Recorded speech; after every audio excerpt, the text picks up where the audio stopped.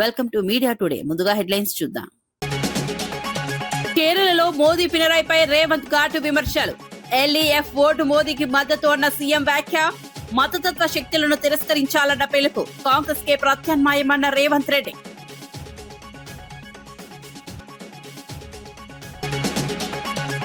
ఎమ్మెల్యేలకు యోగా చేయాలని సీఎం చంద్రబాబు సూచన. ఒత్తిడి తగ్గించేందుకు రోజు యోగా చేయాలన్న సూచన.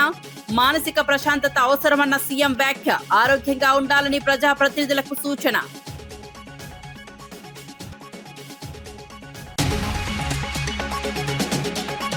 అమరావతికి మద్దతు తెలిపిన కేంద్ర మంత్రి కిషన్ రెడ్డి. స్థిర రాజధాని అవసరమన్న కేంద్ర వ్యాఖ్య. అభివృద్ధికి అమరావతి కీలకమన్న అభిప్రాయం. కేంద్రం పూర్తి మద్దతు ఇస్తుందన్న హామీ.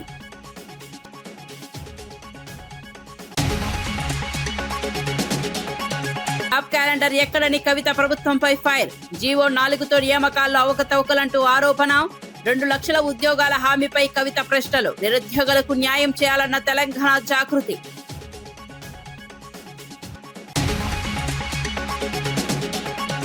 జగన్ పై ఊసరు వెళ్లి వ్యాఖ్యలతో నిమ్మల రామనాయుడు ఫైర్. రాజధాని విషయంలో జగన్ వైఖరిపై విమర్శలు. 3 రాజధానులతో ప్రజలను మోసమన్న ఆరోపణ. అమరావతి రాష్ట్రానికి మేలు అన్న మంత్రి.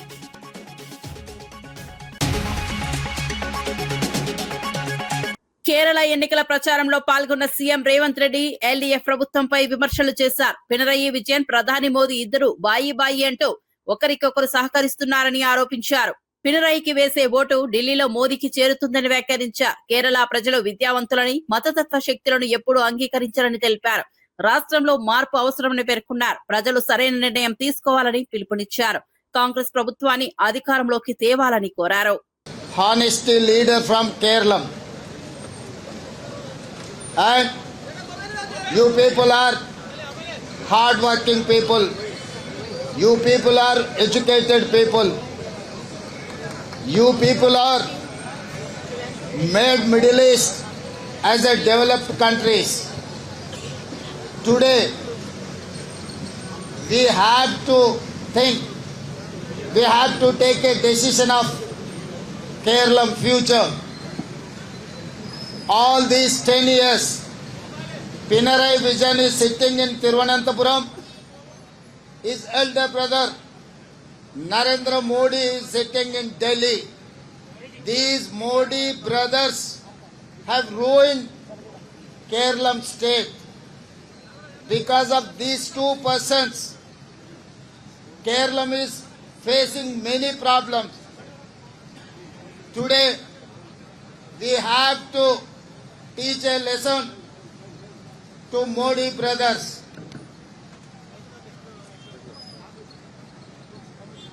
Today, I wanted to appeal Kerala people, if you are going to vote LDF or Pinarayi Vijayan, the vote is going to reach Narendra Modi in Delhi. It is nothing but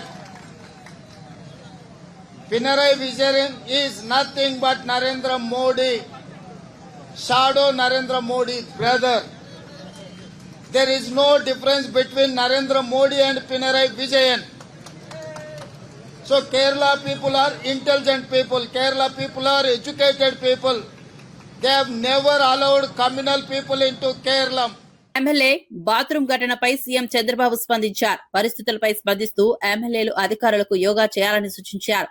tension ఎక్కువైతే రోజుకి 20 నిమిషాలు యోగా చేయాలని అన్నారు. ఒత్తిడిని తగ్గించుకోవడం అవసరమని తెలిపారు. ప్రజాప్రతినిధులు ఆరోగ్యంగా ఉండాలని సూచించారు. పనుల్లో సమతుల్యత అవసరమని పేర్కొన్నారు. సరైన నిర్ణయాలు తీసుకోవాలంటే మానసిక ప్రశాంతత అవసరమని అన్నారు. ఈ వ్యాఖ్యలు ప్రస్తుతం చర్చనీయాంశంగా మారాయి. మైండ్ని కంట్రోల్ చేసుకోండి. అవసరమైతే యోగా క్లాసులు పెట్టిస్తా, మెడిటేషన్ ప్రాణాయామం పెట్టిస్తాం. మనం అందరం బతికేది ఆనందంగా ఉండాలని అనుకుంటాం, కానీ టెన్షన్లో ఆరోగ్యం పోగొట్టుకొని లేనిపోని ఇబ్బందులు తెచ్చుకోవడం కాదు. తొందరలోనే సంజీవని ఒక గిద్దలూరు ఎమ్మెల్యే ముత్తుముల అశోక్ రెడ్డి జగన్ పై విమర్శలు గుప్పించారు. 3 రాజధానుల పేరుతో రాష్ట్ర ప్రజలను మభ్యపెట్టారని ఆరోపించారు. ఏపీని రాజధాని లేని రాష్ట్రంగా మార్చి ప్రజలను ఆందోళనకు గురి చేశారని అన్నారు. అభివృద్ధి నిలిచిపోయిందని విమర్శించారు. సీఎం చంద్రబాబు రాష్ట్రాన్ని అన్ని రంగాల్లో ముందుకు తీసుకెళ్తున్నారని తెలిపారు. ప్రజలకు న్యాయం చేయాలంటే స్థిర రాజధాని అవసరమని పేర్కొన్నారు.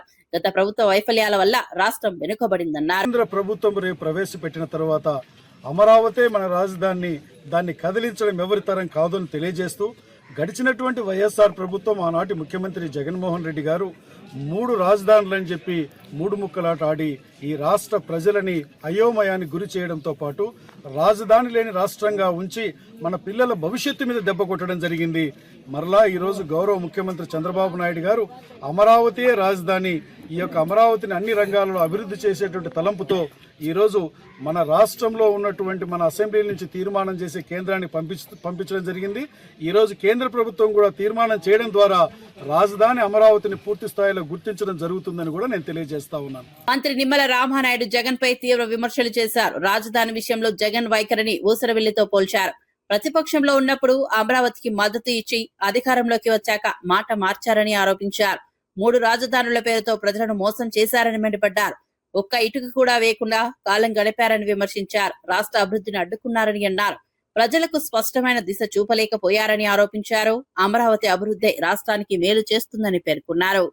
అసెంబ్లీలో సాక్షాత్తు ఆ రోజు ప్రతిపక్ష నాయకుడిగా జగన్మోహన్ రెడ్డి గుంటూరు విజయవాడ మధ్య రాజధానిని అంగీకరిస్తున్నాను, రాజధానికి 30,000 ఎకరాలు పైబడి ఉండాలని సాక్షాత్తు అసెంబ్లీలో మాట్లాడాడు. ఆ రోజు ప్రతిపక్షంలో జగన్మోహన్ రెడ్డి, నేను కూడా ఆ రోజు శాసనసభ్యుడిగా ఉన్నాం.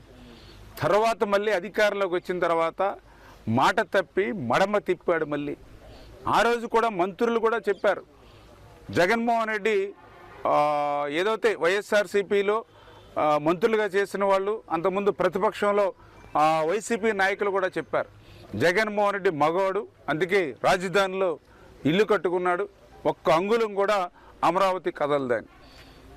అంటే ఈ రకంగా జగన్మోహన్ రెడ్డి అధికారంలోకి వచ్చిన తర్వాత ఒక రకంగా, ప్రతిపక్షంలో ఉన్నప్పుడు ఒక రకంగా, అధికారంలోకి వచ్చాక మాట తప్పి మడమ తిప్పి అమరావతి కాదు 3 ముక్కలు అన్నాడు. పోనీ 3 ముక్కల్లో ఎక్కడైనా ఒక్క ఇటుక ముక్క పెట్టాడని అంటే ఎక్కడ కూడా ఒక ఇటు ముక్క కూడా పెట్టనటువంటి పరిస్థితి.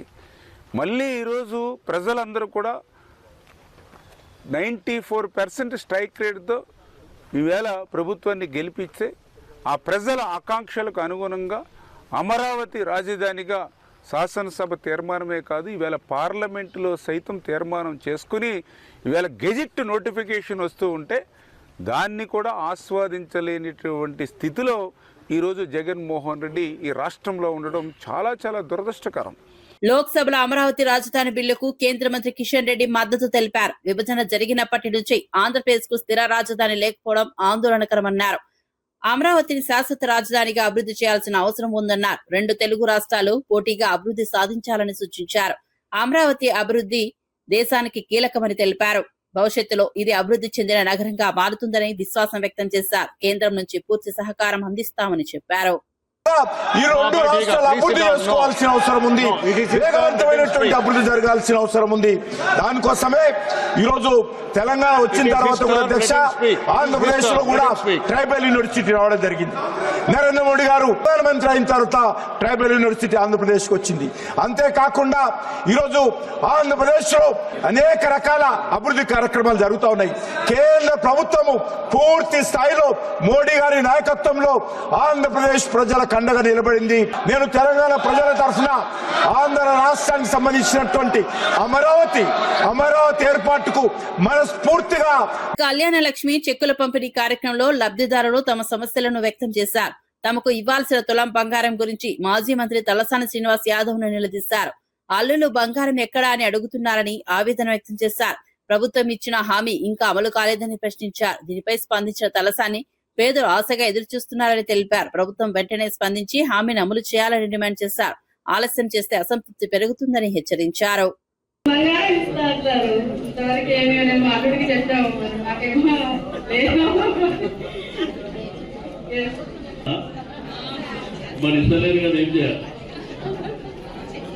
అప్పుడేమో ఇస్తామన్నారు, ఇప్పుడు ఇస్తలేదు. మరి ఏం చేయాలి నేనే చెప్పాలి.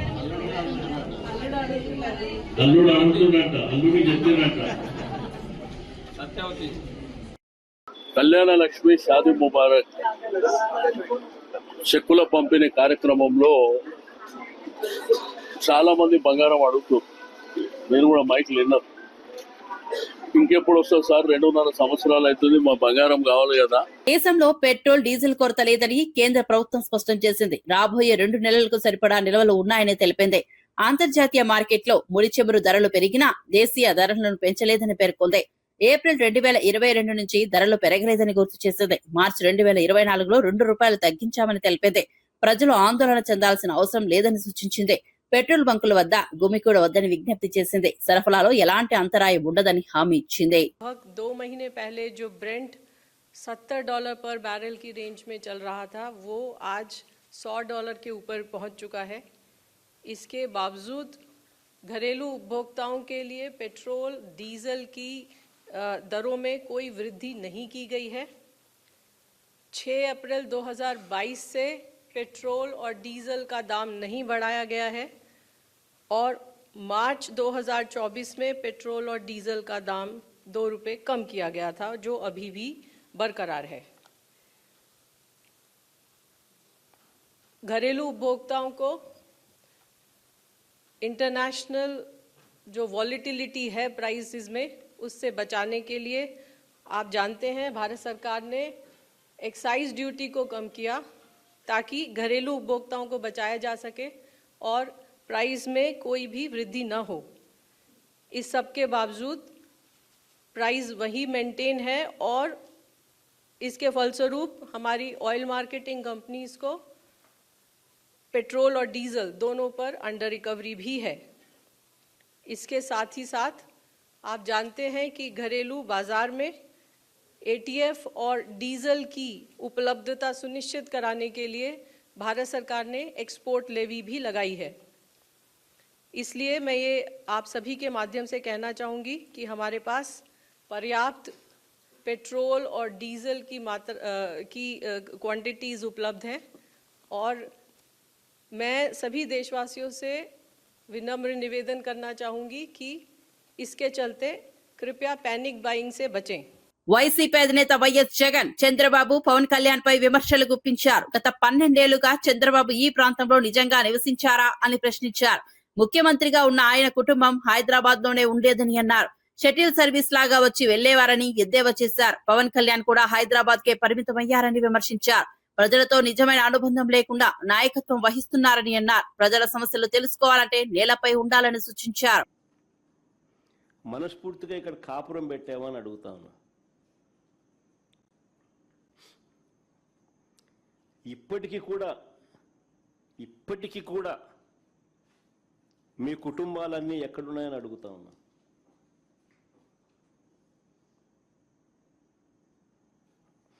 రెండు 2019 వరకు హైదరాబాదుకు షటిల్ సర్వీస్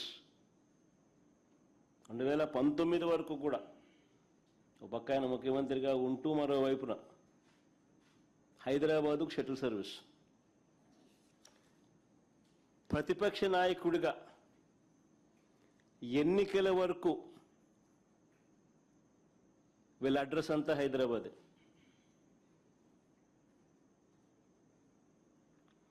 ఇప్పుడు కూడా వారానికి 2 రోజులు, వారానికి 5 రోజులే ఇక్కడ. అది ఈయన పవన్ కళ్యాణ్, ఈయన కొడుకు అయితే అది కూడా వారానికి 4 రోజులు ఉంటే గొప్ప సంగతి. పవన్ కళ్యాణ్ అయితే అసలు ఆయన ఎప్పుడు ఉంటాడో కూడా తెలియదు.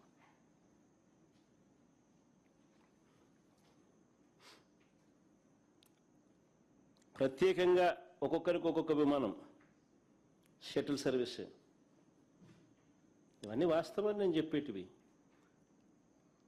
ఏదైనా కానీ దుమ్మెత్తిపోయాలా అసెంబ్లీ అన్నది, అసెంబ్లీలో దుమ్మెత్తిపోయాలి అనే ఒక ఆరాటంతో మమ్మల్ని తిడతారు తప్ప మేము అడిగే ప్రతి ప్రశ్న వాస్తవంగా లోతైన ప్రశ్నలు.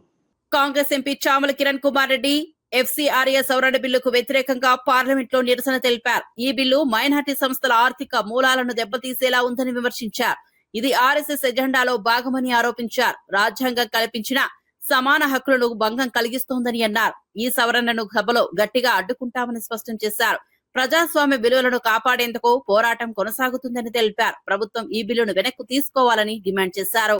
ఇండియా బ్లాక్ కూటమి నాయకులము అన్ని పార్టీల వారం కూడా ఈరోజు ఎఫ్సిఆర్ఏ బిల్ ని ఇంకా తీసుకోవాలని చెప్పి ఇక్కడ ఈ యొక్క ధర్నా చేయడం జరిగింది.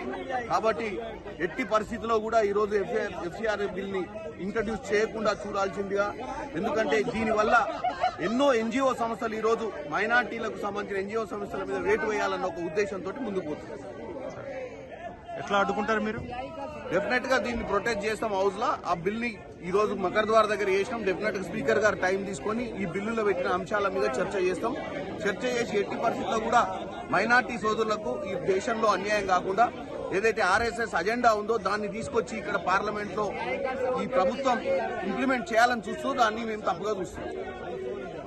వార్త వివరాల్లోకి వెళ్తే తెలంగాణ జాగృతి అధ్యక్షురాలు కవిత ప్రభుత్వంపై తీవ్ర విమర్శలు చేశారు. డిగ్రీ కాలేజీ నియామకాలలో జీవో 4ను కాంగ్రెస్ కార్యకర్తలకు అనుకూలంగా ఉపయోగిస్తున్నారని ఆరోపించారు. 2 లక్షల ఉద్యోగాలు ఇస్తామని హామీ ఇచ్చినా ఇప్పటికీ జాబ్ క్యాలెండర్ విడుదల చేయలేదని ప్రశ్నించారు. నిరుద్యోగులను మోసం చేస్తున్నారని మండిపడ్డారు. పారదర్శక నియామకాలు జరగాలంటే వెంటనే స్పష్టత ఇవ్వాలని డిమాండ్ చేశారు. యువత భవిష్యత్తులో ఆటలాడొద్దని హెచ్చరించారు. ప్రభుత్వం తక్షణమే స్పందించి ఉద్యోగ ప్రక్రియలను వేగవంతం చేయాలి. బలైపోతున్నారు, వీరి గురించి మాట్లాడాలన్న ఆలోచన ప్రభుత్వానికి లేకపోవడం అన్యాయం. ఇవన్నీ ఒక ఎత్తు అయితే మూలిగే నక్క మీద తాటిపండు పడ్డట్టు నిన్న మొన్నటిదాకా ఒక 5 లక్షల రేషన్ కార్డులు ఇచ్చినామన్నారు. ఇప్పుడు అవి కూడా వీక్కపోతారట. పంచాయత్ సెక్రటరీ అందరూ ఊర్లలోకి పోయి ఎవరెవరు మరి ఐటీ కట్టినరు అని చెప్పి దానికోసం కూడా ఎంక్వైరీలు మొదలు పెట్టిరట. ఆల్రెడీ చిరుద్యోగులకు ఎవరికి ఇవ్వరు, అంగన్వాడికి ఇయ్యరు, ఆశాకి ఇయ్యరు. వాళ్ళు ఎంత చిన్న ఉద్యోగులైనా వాళ్ళకి రేషన్ కార్డులు ఉండవు. గల్ఫ్లో ఉన్న వాళ్ళకు వాళ్ళకి వీకేస్తున్నారు రేషన్ కార్డులు. మళ్ళీ ఇప్పుడు కొత్తగా ఏదో ప్రైవేట్లో బట్టల దుకాణంలో అన్నో ఎన్నో 10-15 వేలకు జీతం చేసుకునేటోళ్ళ వాళ్ళ రేషన్ కార్డులు కూడా పీకేసేటటువంటి ప్రయత్నం చేస్తున్నారు. ఈ ప్రభుత్వానికి హెచ్చరిక చేస్తూ ఉన్నాం. మీరు పదే బీఆర్ఎస్ గవర్నమెంట్ రేషన్ కార్డులు ఇవ్వలేదు, మేము ఇస్తామని చెప్పి వచ్చిండ్రు. ఇప్పుడు ఉన్నటువంటి 1,10,00,000 రేషన్ కార్డులలో దాదాపు ఈ రాష్ట్రంలో 3 కోట్ల మంది బియ్యం తీసుకుంటా ఉన్నారు. మీరు కొత్తగా 5 లక్షలు ఇచ్చినామని చెప్తారు. ఇప్పుడు ఇచ్చి 5 లక్షలు ఇచ్చినట్టే కుడి చేతిని ఇచ్చి ఎడమ చేతిని గుంజుకున్నట్టు 10-15 లక్షలు తీసేసేటటువంటి ప్రణాళిక మీరు పెట్టుకొని గ్రామాలలో సర్వే చేస్తున్నారు. ఆ సర్వే తక్షణం ఆపాలే. చిరు ఉద్యోగి అనేవాడు ప్రైవేట్లో చేసినా ప్రభుత్వంలో చేసినా ఆ ప్రభుత్వం నుంచి వచ్చే 6 కిలోల బియ్యం అన్నటువంటిది ఉపయోగపడుతుంది. కాబట్టి ఇటువంటి పైశాచికమైనటువంటి పనులు ఈ ప్రభుత్వం చేయకూడదని, రేషన్ కార్డుల మీద మీరు ఏదైతే ఐటీని అప్లై చేసే పని చేస్తా ఉన్నారు అది చేయకూడదని చెప్పి మేము డిమాండ్ చేస్తూ మళ్ళొక అసెంబ్లీలో కాంగ్రెస్ ఎమ్మెల్యేల ప్రవర్తనపై బీఆర్ఎస్ ఎమ్మెల్యే తీవ్ర విమర్శలు చేశారు. సభను బూతుల వేదికగా మార్చారని ఆరోపించారు. హరీష్ రావుపై బాడీ షేవింగ్ చేస్తూ అసభ్యంగా మాట్లాడుతున్నారని అన్నారు. విప్ ఆది శ్రీనివాస్ తీరుపై కూడా ప్రశ్నలు లేవనెత్తారు. కాళేశ్వరం ప్రాజెక్టుపై తప్పుడు ప్రచారం చేస్తున్నారని విమర్శించారు. సభలో చర్చల స్థాయి దిగజారడం ప్రజాస్వామ్యానికి మంచిది కాదన్నారు. ప్రతిపక్షాన్ని గౌరవించేలా వ్యవహరించాలని సూచించారు. అసెంబ్లీ గౌరవాన్ని కాపాడాలని కోరారు. కొత్తగా మీరు ఎన్ని రోడ్లు శాంక్షన్ చేసిండ్రు దాని వివరాలను అడిగితే ఆయన మినిస్టర్ గారు చెప్పిన answer, a total number of 257 of works covering a length of 746 kilometers of new roads were sanctioned under plan, and a total number of 147 works having a length of 324 kilometers of new roads under non-plan were sanctioned from 7th December 2023 to till date. December 23వ సంవత్సరం నుంచి ఈ రోజు దాకా మొత్తం sanction చేసింది ఎంత అంటే వాళ్ళు మొత్తం 524 వర్కులు, ప్లాను నాన్ ప్లాన్ కలిపి మొత్తం 2070 కిలోమీటర్లు, ప్లాను నాన్ ప్లాన్ కొత్త వర్కులు రిన్వల్స్ అన్ని కలిపి వాళ్ళు శాంక్షన్ చేసింది. 524 వర్కులకు గాను ఎన్ని కంప్లీట్ అయినాయని అడిగిండు ఆయన వేముల వీరేశం గారు. ఇంకో question, the number of sanction roads completed అని అడిగిండు. దాంట్లో ఈయన మళ్ళా క్వశ్చన్లో చెప్పిండు 10 number of sanction works having a length of 68 kilometres were completed. 10 numbers ఎంతలో 257లో 10 వర్కులు. And in addition 165 kilometers length is completed in ongoing works under plan, and 39 number of sanctioned works having length of 44 kilometers were completed, and in addition to 20 kilometers length is completed in ongoing works under non plan. అంటే మొత్తం 524 పనులలో plan non plan కలిపి మొత్తం 49 వర్కులు complete అయినాయి అంటున్నాడు. 524 వర్క్స్లలో 49 వర్కులు complete అయినాయని ఆయన్నే ఇచ్చిన సమాధానం అసెంబ్లీలో. 9% ఆయన కంప్లీట్ చేసిన వర్కులు 9% వస్తున్నది లెక్కేస్తే. మొత్తం 2.5 సంవత్సరాల కాలంలో, 1 సంవత్సరం కాదు, మొత్తం 2.5 సంవత్సరాల కాలంలో వాళ్ళు శాంక్షన్ చేసిన పనుల పనులకు కంప్లీట్ చేసింది 9%. పోనీ కిలోమీటర్స్ చూద్దామా? కిలోమీటర్స్ ఏమన్నారు? ఇప్పుడు ఇంతకుముందు చదివినా కదా, 68 కిలోమీటర్లేమో ప్లాన్లో, 44 కిలోమీటర్లు నాన్ ప్లాన్లో, అంటే 112 కిలోమీటర్లు. ఎంత వర్క్స్లో? 2070 కిలోమీటర్లు శాంక్షన్ చేస్తే 112 కిలోమీటర్లు కంప్లీట్ చేసినామని ఆయన్నే చెప్పింది. ఇది అదెంత? 5% కిలోమీటర్ల లెక్క తీసుకుంటే. అది 2.5 సంవత్సరాలలో. సంవత్సరంకు తీసుకుంటే 2.5%. 2070 కిలోమీటర్లు శాంక్షన్ చేస్తే కొత్తవి 112 కిలోమీటర్లు కంప్లీట్ చేశారు. 5%. అవి కంప్లీట్ చేయాలంటేనే ఇంక 20 ఏళ్ళు కావాలి ఇళ్ళకి లెక్కక. మరి అంతే కదా? ఇదే పద్ధతి నమ్మకి ఇట్లా మీరు పైసలు రిలీజ్ చేయకుండా సంవత్సరానికి 1000 కోట్లు ఇస్తాం అంతకంటే కాదు అంటే 20 సంవత్సరాలు పడుతుంది మీరు ఇప్పుడు శాంక్షన్ చేసిన వర్క్స్ కంప్లీట్ చేయడానికి. పోనీ దీంట్లో పాతవి కూడా కొన్ని చేసినామన్నారు. అవి ఎన్ని చేసిర్రు? పాతవి సేమ్ 300 కిలోమీటర్లు వేసుకుందాం. పాతవి కొత్తవి కలిపి వాళ్ళు ఎన్ని కిలోమీటర్ల పని చేసారు అంటే 300 కిలోమీటర్లు పని చేసారు మొత్తం రాష్ట్రంలో. అంటే 300 కిలోమీటర్లు అంటే ఏంది? మన నియోజకవర్గాలు 100 ఉంటాయి, 19 అర్బన్ తీసేస్తే. అంటే కిలోమీటర్ ఒక్కొక్క నియోజకవర్గంలో యావరేజ్గా 3 కిలోమీటర్ల పని చేసిర్రు వీళ్ళు. అది రిన్వల్స్, కొత్తవి, వైడనింగ్స్ అన్ని కలిపి 2.5 సంవత్సరాల కాలంలో 3 కిలోమీటర్ల పని. అంటే ఒక సంవత్సరంకు తీసుకుంటే 1 కిలోమీటర్ పని చేసిర్రు R&Bలో. ఇగో ఇది నేను చెప్పింది కాదు, ఇది ఆయన చెప్పింది, R&B మంత్రి గారు చెప్పింది. దయచేసి ఫోటో తీసుకోండి, మీ అందరు కూడా పంపిస్తాయి. నేను R&B మంత్రి గారు వాళ్ళ కాంగ్రెస్ ఎమ్మెల్యే అడిగిన క్వశ్చన్కి ఇచ్చిన ఆన్సర్లో వాస్తవం కూడా అదే. అందుకే రోడ్లు ఎక్కడ చూసినా గుంతలు గుంతలు ఉంటున్నాయి. ఎందుకు ఉంటున్నాయి అంటే ఇది రీజన్. బీఆర్ఎస్ నేత చిరువర్తి లింగయ్య కాంగ్రెస్ ప్రభుత్వంపై తీవ్ర స్థాయిలో విరుచుకుపడ్డారు. కేటీఆర్, హరీష్ రావులపై విమర్శలు చేస్తే ఊరుకోబోమని హెచ్చరించారు. వేముల వీరేశం అక్రమ పట్టాలు, ఇసుక దందాలపై ఆరోపణలు చేశారు. ఆయన బినామీలా వ్యవహరిస్తున్నారని విమర్శించారు. కాంగ్రెస్ ప్రభుత్వం దళితులు, రైతులను వంచిందన్నారు. ఎన్నికల హామీలను అమలు చేయడంలో పూర్తిగా విఫలమైందని ఆరోపించారు. ప్రజలకు న్యాయం చేయడంలో ప్రభుత్వం విఫలమైందని మండిపడ్డారు. వెంటనే హామీలను అమలు చేయాలని డిమాండ్ చేశారు. రిజర్వాయర్ కాళేశ్వరంలో ఒక భాగం అని చెప్పేసి ఆయన వచ్చి అటు హరీష్ రావు అని తిడతాడు, ఇటు కాళేశ్వరాన్ని తిడతాడు. సిగ్గన్ పీదా కొద్దిగన్నా లోపలేం ఉండదా వీళ్ళకి? నాకు అర్థం కాదు. రోజు పొద్దున్న లేచి బూతులు ఇష్టం వచ్చినట్టు బాడీ షేమింగ్. ఒకటి ఈయనదో అన్నగాడు హరీష్ రావు గురించి బాడీ షేమింగ్ చేస్తాడు. అరే మేము అన్నికి రాదా మీ గురించి? అదేనా మీ పద్ధతి? హరీష్ రావు గారి గురించి బాడీ షేమింగ్ చేస్తా ఉన్నాడు ఈ మధ్య. అయినా ఎప్పుడు చూసినా అయినా ఆదిశీను మేము మాత్రం ఎప్పుడైనా మాట్లాడలేదు. దయచేసి ఆదిశీనూరు గారు కానీ ఐలయ్య గారు కానీ సబ్జెక్ట్ మీద మాట్లాడండి. ఐలయ్య గారి కాన్స్టిట్యూన్సీలో కూడా మన గంధమల్ల ఎక్కడి నుంచి వస్తాయి నీళ్లు? కాళేశ్వరం కాదా? అరే ముర్షిదాబాద్ లో జరిగిన సభలో ఎంఐఎం అధినేత అసదుద్దీన్ ఓవైసీ సంచలన వ్యాఖ్యలు చేశారు. తమకంటూ నాయకత్వం ఉన్న సమాజమే నిజమైన అభివృద్ధి సాధిస్తుందని అన్నారు. ప్రస్తుతం ముస్లింలను కేవలం ఓటింగ్ మెషిన్లుగా ఉపయోగిస్తున్నారని విమర్శించారు. తమ హక్కుల కోసం ఐక్యంగా నిలబడాలని పిలుపునిచ్చారు. రాజకీయంగా బలపడితేనే గొంతు వినిపిస్తుందని తెలిపారు. సమాజం అభివృద్ధి కోసం సరైన నిర్ణయం తీసుకోవాలని సూచించారు. ప్రజలు తమ ఓటు శక్తిని గుర్తించాలని కోరారు.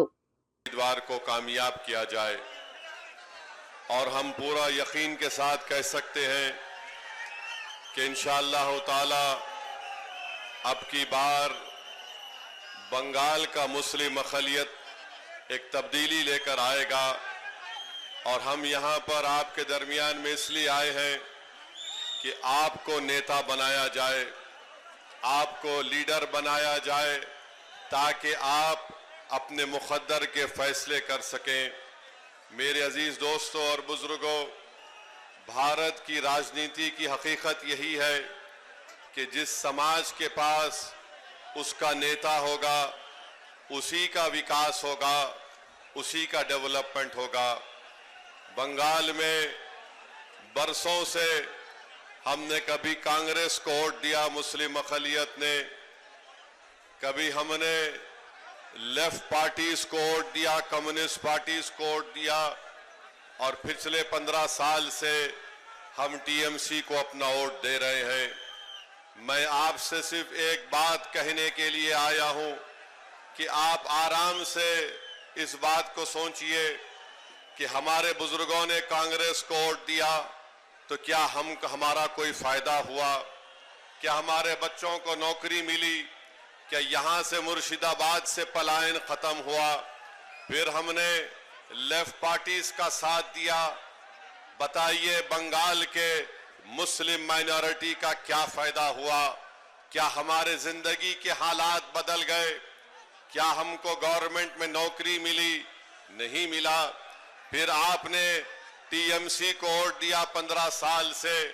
बताइए टीएमसी ने जमीन पर ऐसी कौन सी तब्दीली पैदा की जिससे मुस्लिम अक़लियत को फायदा हो सके। आज आप देख रहे हैं कि हमारे पास लीडरशिप नहीं है, हम सिर्फ वोट डालने वाली एक मशीन हमको बना दिया गया। हम दूसरों को वोट डालते आए हैं। आज ओवैसी आपके दरमियान में आकर आपसे अपील कर रहा है कि आप 50 साल से दूसरों को वोट देते आए, अब की बार आपको हुमायूं कबीर को वोट देकर अपने भाई को, अपने बेटे को कामयाब करना है। याद रखिए, लीडरशिप आपकी होगी तो आवाज भी आपकी उठाई जाएगी। అసెంబ్లీలో జరిగిన పరిణామాలపై బీఆర్ఎస్ ఎమ్మెల్యే పాడి కౌశిక్ రెడ్డి స్పందించారు. 100 కోట్ల మైనింగ్ స్కామ్ నుంచి ప్రజల దృష్టిని మళ్లించేందుకు తనను టార్గెట్ చేస్తున్నారని ఆరోపించారు.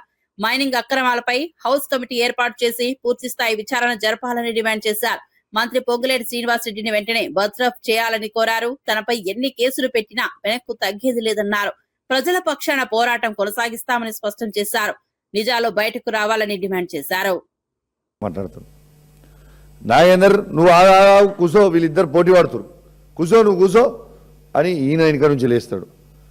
లేచి ఈయన తను మాట్లాడి ఆయనకి అన్నం పెట్టిన కేసీఆర్ గారి గురించి, కడియం శ్రీహరి గారికి కేసీఆర్ గారు ఏం తక్కువ చేసిండండి? ఆయనను తీసుకొచ్చిండు, ఎమ్మెల్సీ చేసిండు, డిప్యూటీ సీఎం చేసిండు, ఎంపీ చేసిండు, ఎమ్మెల్యే చేసిండు. ఇంకా ఏం చేస్తానండి మంచిగానేటనా? ఓ సిట్టింగ్ ఎమ్మెల్యే స్టేషన్ గన్పూర్లో రాజయ్య గారు ఉంటే తనని తీసేసి మరీ టికెట్ ఇచ్చిండు. వారి బిడ్డకు కూడా టికెట్ ఇచ్చిన తర్వాత ఈయన మోసం చేసి అమ్ముడు వేయండు మళ్ళీ కాంగ్రెస్ పార్టీకి. సరే పోయిన తర్వాత నేను ఒక్కటే అడుగుతున్నా, నేను ఒక్కరిని అడిగింది కాదు ఆ రోజు, మొత్తము బీఆర్ఎస్ పార్టీలో